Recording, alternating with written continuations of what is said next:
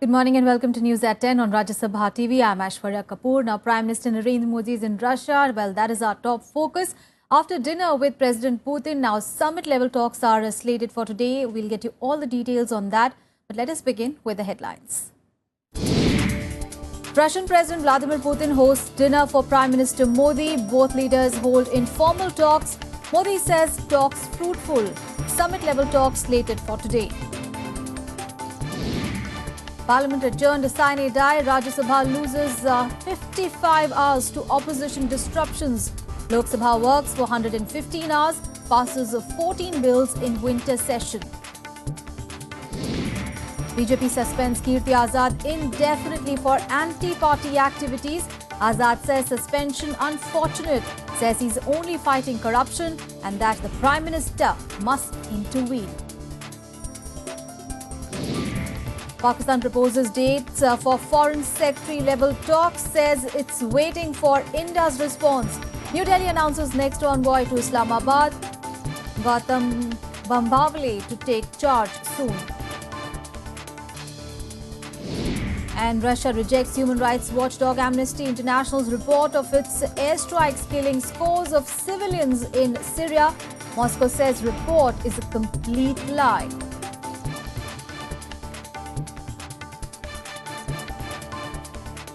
Our top focus, Prime Minister Narendra Modi held a private tete-a-tete at the Kremlin with Russian President Vladimir Putin after landing there on a two-day visit. No official talks will take place today. The two leaders touched upon issues of mutual interest of both countries, including the meeting. Well, the meeting took place hours after Modi arrived to a red carpet welcome. Putin also hosted a private dinner for the Prime Minister.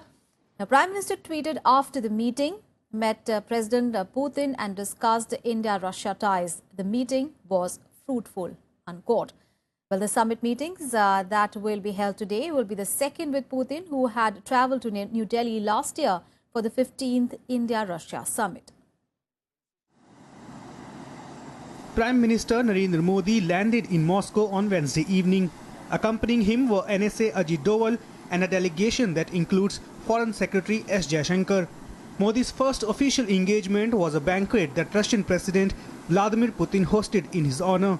Before leaving for Moscow, Modi said despite India's growing clout in the world market, its relations with Russia have not changed, and it still remains the largest supplier of defense equipment in India. We have a very special and privileged strategic relationship with Russia. This has really spanned key sectors such as defense, nuclear cooperation, space. At the last summit, both leaders had given a lot of attention to expanding the economic pillars of our relationship. On Thursday, the CEO forum of both countries will hold talks and address a joint meeting. Before this, the Prime Minister will have a summit meeting with Russian President Putin. Changes in the United Nations Security Council are also likely to be discussed at the meeting. We don't at all doubt the Russian commitment to see India as a permanent member. And I can tell you, even when External Affairs Minister was in Moscow, if you recall, I mean, it took up a considerable portion of the discussions with Foreign Minister Lavrov. I expect that this would be a continuing subject of discussion. Both leaders are expected to hold talks on economic and political issues.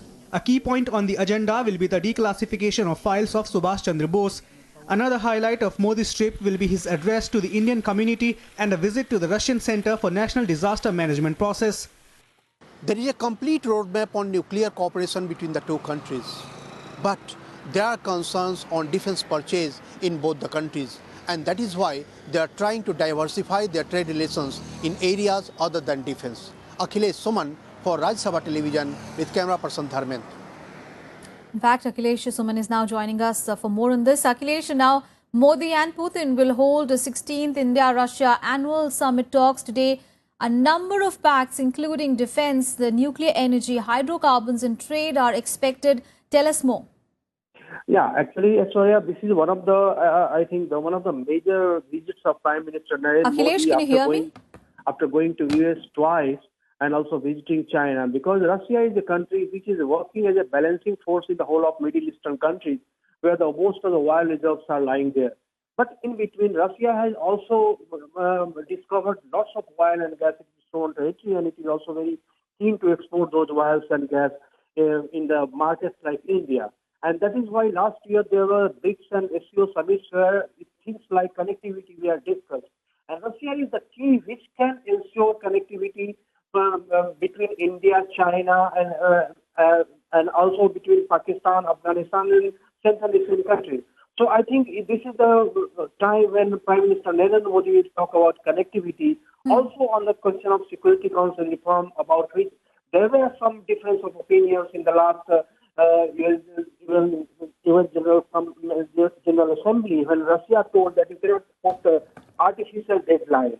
When it was asked to the foreign ministry, they told that there is no question of differences over the India's candidature, but there are differences, and we are trying to converge how to make the reform possible so that India can enter into the permanent Security Council membership. So these are the things that is going to be discussed. And trade is one of the major issues, because after sanction over Russia and the relationship with Turkey is going very sore. So I think India has a very good opportunity in diversify its trade relationship, because you have agriculture products, you have food products, you have many meat products, you have so many leather products that can be exported to Russia. And I think that Prime Minister Narendra Modi will try to use this opportunity for these trade relations. All right, Akhilesh, thank you so much for those details there. So there'll be talks between Russia and India today. And after that, a number of key agreements are likely to be signed. Well, shifting focus now, and the winter session of Parliament that started on 26th of November was adjourned sine die on Wednesday. But during the entire session, the Rajya Sabha lost 55 hours to disruptions by opposition parties. Now, it was scheduled to work for 112 hours during the session. On the other hand, the Lok Sabha worked for 115 hours, an hour more than its scheduled 114 hours. The conduct of the opposition, led by the numerically strong Congress, came up for some stern comments from Rajya Sabha Chairman Mohammad Hamid Ansari. Let's take a listen. 3 weeks back, on December 1, the Rajya Sabha solemnly committed itself to the principles and ideals of the Constitution. A functioning legislature is an essential concomitant of these principles. Disruptions amount to their negation. The record of this session belies this commitment in good measure. The Chair appeals to the honourable members, 1, to introspect on this state of affairs, 2, to desist from approaches and practices that demean the stature of the Rajya Sabha, and 3, urges them to make the fullest possible use of the instrumentalities of accountability and discussion available to them under the rules of procedure. Well, on the last day of the winter session, that is yesterday, Rajya Sabha passed 4 bills without discussion. But members of the left parties objected to this and staged a walkout. Here is a look at the proceedings on the last day of the winter session. The last day of the winter session saw 4 bills being passed by the upper house of Parliament without discussion. When proceedings began at 1 p.m, Deputy Chairman P.J. Kurian took up the Commercial Courts, Commercial Division and Commercial Appellate Division of High Courts Bill 2015 and the Arbitration and Conciliation Act Amendment Bill 2015 for consideration and passing. Congress member T. Subbarami Reddy did not move the statutory resolution on these 2 bills, indicating the main opposition party's willingness to get them cleared. However, the left parties objected to the bills being passed without discussion. No, not moving. You are not moving. Not moving. Yes. We all agreed very minimal time for discussion. Yeah. Discussion. So let us not set the precedent of passing. I have already said. Can you pass bills like this, sir? It is for you. You know everything. It is for you. You know more than me. I have strong reservation. I have strong yes, I know. sir. Soon after, 2 more bills, the Atomic Energy Amendment Bill 2015 and the Payment of Bonus Amendment Bill 2015 were also passed without discussion. However, some members sought a few clarifications. This bill is proposing that government have a 51% cap on all new nuclear projects which are set up as joint ventures. Does this mean that private companies also will be included? It is only for the private sector companies and public sector? Sorry, public sector companies, not for the private sector. Yes. However, the opposition raised objections to the Sugar Cess Amendment Bill 2015, which was certified as money bill by the Lok Sabha Speaker. मालिकों को मदद करने वाले सारे के सारे provision है 10,000 करोड़ रुपए आप तैयारी दे चुके मैं चाहता हूं इस पर बहस होनी चाहिए I am here to oppose the sugar cess times for the cess for the consumer. Is it fair or not? It is not fair. The main dues problem has been that you had farmers' cane dues which were 21,000 crores, which have now significantly come down. Now to keep the prices at a level that the farmer can also be paid is the principal object. Now this cess entirely goes into the consolidated fund in the first instance. And therefore every ingredient under Article 110 of a money bill is there. Speaker has certified it as a money bill. We have two options. Either for our failure to take it up, it is deemed to be passed, or we return it as all money bills are returned. While the Indian Forest Amendment Bill 2012 was withdrawn, the Rajendra Central Agricultural University Bill 2015 was introduced in the upper house on the last day of the winter session. Vishal Daya's report for Rajya Sabha TV. And the Lok Sabha was also adjourned sine die on Wednesday. The House discussed the contribution of Dr. Bhimrao Ambedkar and the commitment to the Constitution during this session. Well, during the session, the Congress and the other opposition parties disrupted proceedings on a number of occasions on various issues, but the government managed to get 13 bills passed. Yes. Lok Sabha had 20 sittings during this winter session. In these, 117 hours of work was done, 13 bills were passed, even as the Insolvency and Bankruptcy Bill was sent to the Joint Parliamentary Committee after the opposition demanded it. Among the bills passed were several related to the financial reforms agenda of the government. भारतीय मानक bureau विधेयक 2015, उच्च न्यायालय और उच्चतम न्यायालय न्यायाधीश वेतन सेवा शर्त संशोधन विधेयक 2015, वाणिज्यिक न्यायालय उच्च न्यायालय वाणिज्यिक प्रभाग और वाणिज्यिक अपील प्रभाग विधेयक 2015, माध्यस्थम और सुलह संशोधन विधेयक 2015 और राष्ट्रीय जलमार्ग विधेयक 2015. Besides the legislative business, several short-duration discussions on issues as varied as floods, drought and rising intolerance were held under Rule 193. During the debate on intolerance, there were heated arguments from both the opposition and treasury benches. CPIM's Mohammad Salim and BJP's Virendra Singh were particularly in the news for their comments during the debate. Price rise was also discussed. However, this discussion was incomplete. नियम 193 के अधीन अविलंबनीय लोक महत्व के विषय अर्थात देश में असहिष्णुता की घटनाओं से उत्पन्न स्थिति, देश के कई भागों में बाढ़ की स्थिति, देश के विभिन्न भागों में सूखे की स्थिति और मूल्य वृद्धि के बारे में 4 अल्पकालिक चर्चाएं, इनमें से मूल्य वृद्धि पर चर्चा पूरी नहीं हो पाई है. The winter session saw the Congress party in an aggressive mode. The party raised the intolerance issue first. The Congress also focused on vendetta politics and corruption. They found support in Trinamool Congress, left parties and other opposition parties on a number of occasions. Among the opposition, the Congress party was able to register its presence despite its paltry strength. Shyam Sundar's report for Rajya Sabha TV. In other news, BJP on Wednesday suspended Kirti Azad for his corruption allegations against Finance Minister Arun Jaitley in the DDCA affairs. However, Azad will continue as a Lok Sabha MP and will continue to be under the whip of the party. Now, this comes after the Delhi Assembly set a commission of inquiry over the alleged irregularities in the Delhi cricket body. Meanwhile, a former cop KPS Gill has now dragged the Finance Minister in Hockey India affairs. वो पैसा गया कहां? यही तो मैंने पूछा था. और अगर मैंने ये पूछ दिया तो मैं बागी हो गया. मुझसे कह दिया गया कि मैं आपसे बैठ करके बात कर रहा हूं. A distraught Kirti Azad reacting to his suspension. The lawmaker had flouted party chief Amit Shah's request and publicly targeted Finance Minister Arun Jaitley with allegations of corruption in Delhi's cricket body DDCA. The announcement of Lok Sabha MP from Darbhanga, Kirti Azad's suspension for an indefinite period, came hours after the winter session of Parliament got over. He is accused of indulging in anti-party activities by playing into the hands of opposition, which disrupted Parliament, demanding Jaitley's resignation in connection with the controversy.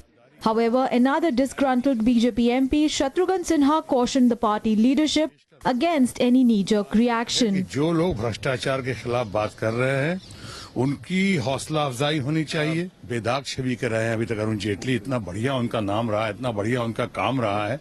Advani ji के पथ पर चलकर वो आगे बढ़ें और आगे उभर कर सामने आए, तो मैं समझता हूं उनके लिए भी, भारतीय जनता पार्टी के लिए और भारतीय राजनीति के लिए भी बहुत अच्छा हो। Kirti Azad says he expects Prime Minister Narendra Modi to support him since he is just fighting corruption.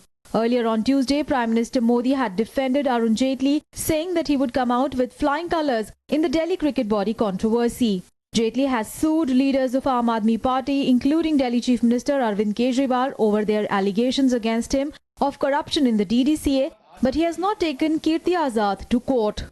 बिल्कुल सही है, पार्टी के डिसीजन सही है। लॉयल पार्टी मेंबर का एक वे ऑफ बिहेवियर होता है, एक तरीका होता है। पार्लियामेंट्रियन आप है, एमपी है, एक तरीका होता है कहीं ना कहीं, और वो एक थिन लाइन नहीं है, काफी मोटा लाइन है। कहीं ना कहीं उन्होंने उस एप्रोप्रिएशन को उन्होंने ब्रेक किया है। They suspended Ram Jethmalani ji, they suspended Kirti Azad, and the next on the list is Shatrughan Sinha. They don't like people who ask questions on corruption. They like people involved in corruption. In this new BJP, either you fall in line or you fall out. This is autocracy. There is no democracy in BJP. And these people are absolutely autocrat. If you don't behave according to them, you will be thrown out. Meanwhile, banned Indian Hockey Federation President KPS Gill has urged the Delhi government to probe into Jaitley's conflict of interest in the national hockey body Hockey India. Gill has alleged that Jaitley appointed his daughter Sonali as a counsel when he was a member of Hockey India League's advisory board. Hockey India has rubbished the allegations. Bureau Report, Rajya Sabha TV. We'll take a very short break. We'll be back with more news. Stay tuned. Welcome back. Now, Pakistan has said that it has proposed to India middle of January for foreign secretary level talks between the two sides to discuss all outstanding issues. Now, Prime Minister Nawaz Sharif's foreign affairs advisor Sartaj Aziz said, and I quote him now, Pakistan is now waiting for India's response to the proposed dates, quote unquote. Well, the peace process between the two sides was revived this month when External Affairs Minister Sushma Swaraj visited Pakistan to attend Heart-to-Face Conference. The revived comprehensive dialogue will include talks on peace and security, Kashmir, Siachen, Sir Creek, Kular Barrage, economic and commercial cooperation, counter-terrorism, narcotics control and people-to-people exchanges. The national security advisors of the two sides will discuss terrorism as a separate track but under the new arrangement. And senior diplomat Gautam Bambawale has been appointed as the next High Commissioner to Pakistan. Well, he's currently India's envoy to Bhutan. An IFS officer of the 1984 batch, Bambawale will replace the TCA Raghavan, who is retiring at the end of this month. The External Affairs Ministry said that Bambawale is expected to take up his assignment shortly. Significantly, Bambawale will take up his posting within days of the two countries deciding to re-engage under the bilateral comprehensive dialogue. The foreign secretaries of the two countries are also scheduled to meet next month to discuss modalities for the same. Bambawale has worked in the Germany, US and China. In 2007, he became the first Consul General of India in Guangzhou in China. Before taking up posting in Bhutan in 2014, he has held the charge of a Joint Secretary East Asia in the ministry headquarters from 2009 December to July 2014. And he was then responsible for relations with China, Japan and South Korea, among others. And back home, it was the most polluted day of the year in Delhi on Wednesday, with the authorities recording the highest levels of suspended particulate matters, that is PM 2.5 and PM 10, taking the air quality to the severe category across the city. According to the System of Air Quality and Weather Forecasting and Research India, the 24-hour average of fine particulate matter was 295 micrograms per cubic meter. Well, remember, anything over 250 is considered severe. Now, SAFA's chief project scientist Gurfan Beg said that the possible reasons for such a huge jump includes a rise in the quality of pollutants from the Indo-Gangetic plains and a substantial rise in open biomass in Delhi and its surrounding areas. Both PM 2.5 and PM 10 levels are expected to remain severe on Thursday as well. But with the wind being expected on Friday, it is likely to improve the air quality considerably.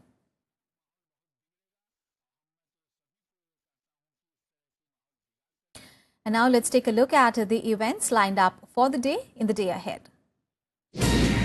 It is the second day of Congress Vice President Rahul Gandhi's two-day visit to his parliamentary constituency Amethi. On Wednesday, Rahul Gandhi had kept up his tirade against the Narendra Modi government. He said that Achhe Din has come only for the Prime Minister and not for the Aam Aadmi, who are groaning really under unprecedented price rise.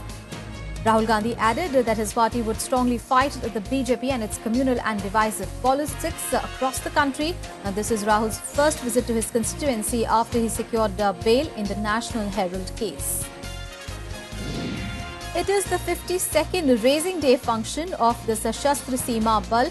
Home Minister Rajnath Singh will inspect and take the salute at the parade at Ghitorni in New Delhi. The minister will also present the President's Police Medal for Distinguished Service and Indian Police Medal for Meritorious Service to the awardees of the SSB. Now, there will be a demonstration of daredevilry acts by the SSB personnel. Also, SSB Dog Squad will display their prowess. BCCI's three-member disciplinary panel headed by President Shashank Manohar will meet in Mumbai today to decide on the fate of cricketers Ajit Chandela and Hiren Shah. While Chandela was arrested for trying to spot-fix IPL games in 2013 along with his then teammates S. Srisant and Ankit Chavan, Mumbai Ranji Trophy cricketer Hiren Shah is accused of breach of the board's anti-corruption code ahead of this year's IPL. The panel has the powers now to impose punishment, including life bans on these two cricketers. With the Delhi and District Cricket Association or the DDCA at the centre of a political slugfest, BCCI is meeting today to decide whether the upcoming World T20 matches should be held in the national capital. The Delhi High Court had also earlier issued an ultimatum to the State Cricket Association to get mandatory clearances of the local civil bodies to host the matches of the prestigious event.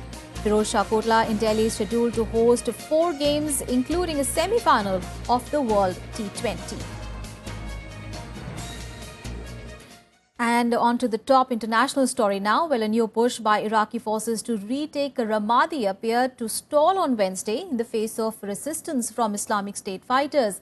Remember, this came a day after the government troops made quick progress towards the center of the strategic city, just 60 miles from the capital.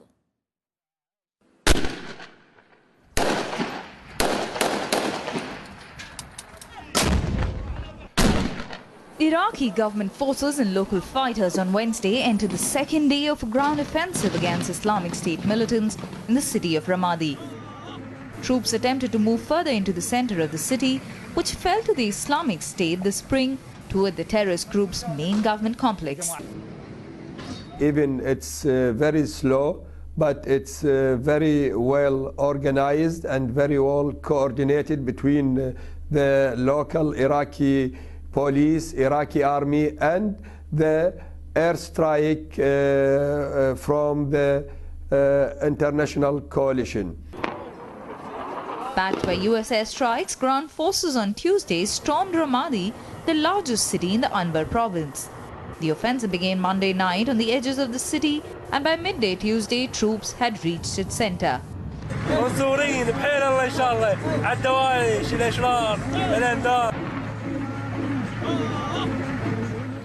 Islamic State fighters have been outnumbered in recent battles against Iraqi and Kurdish forces and are using more sophisticated networks of improvised explosive devices, booby-trap buildings and suicide vehicle bombings to supplement their dwindling numbers.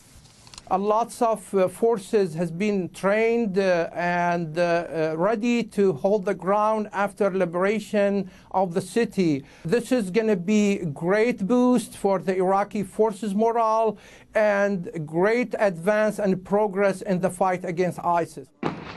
Progress is slow, but it's progress nonetheless.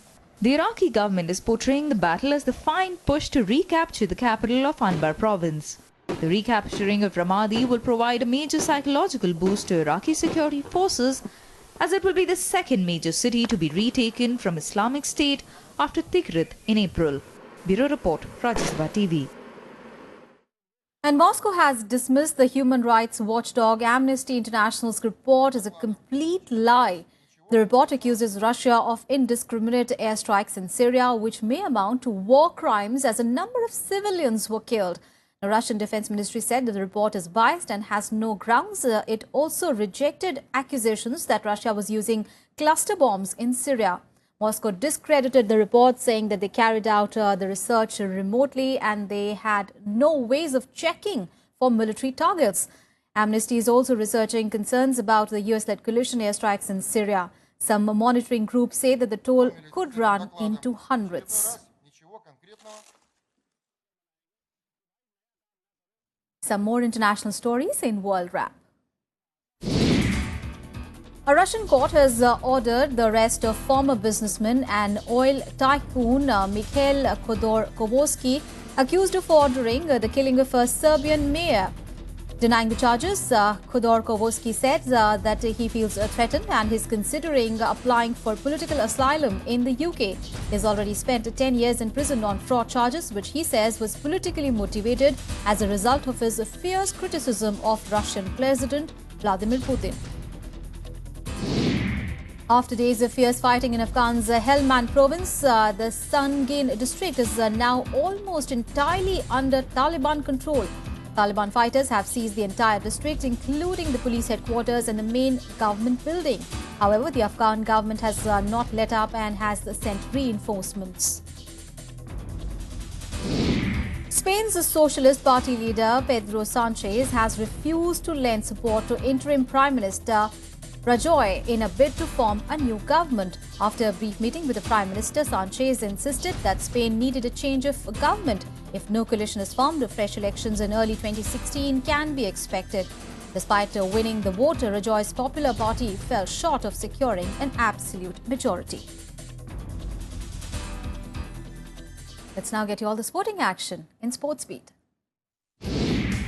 The Indo-Swiss tennis combined of Sania Mirza and Martina Hingis have been named the 2015 Women's Doubles World Champions by the International Tennis Federation.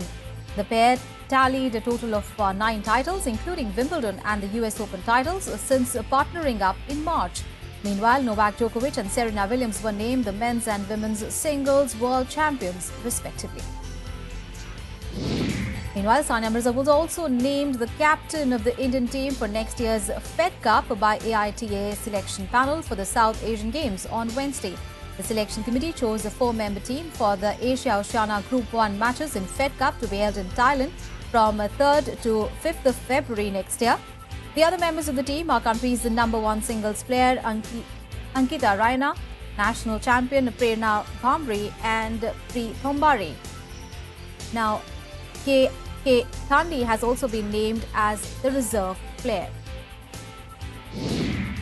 Sri Lanka defeated Nepal 1-0 in the opening game of the SAF Championship in Thiruvananthapuram. Mohammad Rifnas scored the lone goal for Lankans in the last minute of the game. The match was dominated by Nepal, but a defensive glitch in the dying moments of the match proved too costly for the team, as the Lankan Tigers virtually have one foot in the semi-final. Australian cricketer Steve Smith has been named the Cricketer of the Year for 2015 at the ICC Awards ceremony in Dubai. Smith became the 4th Australian and 11th overall to win the prestigious award named after Sir Garth Sobers. He also became the 7th player to win 2 awards in the same year, as he was also declared the ICC Test Cricketer of the Year. Chelsea are in talks with the Major League Soccer franchise Montreal Impact over the future of striker Didier Drogba. Drogba, who signed for Montreal in July, watched Chelsea's win over Sunderland on Saturday with interim manager Hiddink and owner Ibrahimovic. Now, defending Premier League champions Chelsea have endured a terrible start to the season. They have lost 9 of the 17 games to slip to 15th, and last week they sacked manager Jose Mourinho. Well, that's all in this edition of Breakfast News. News and updates continue on your channel. Thanks for watching.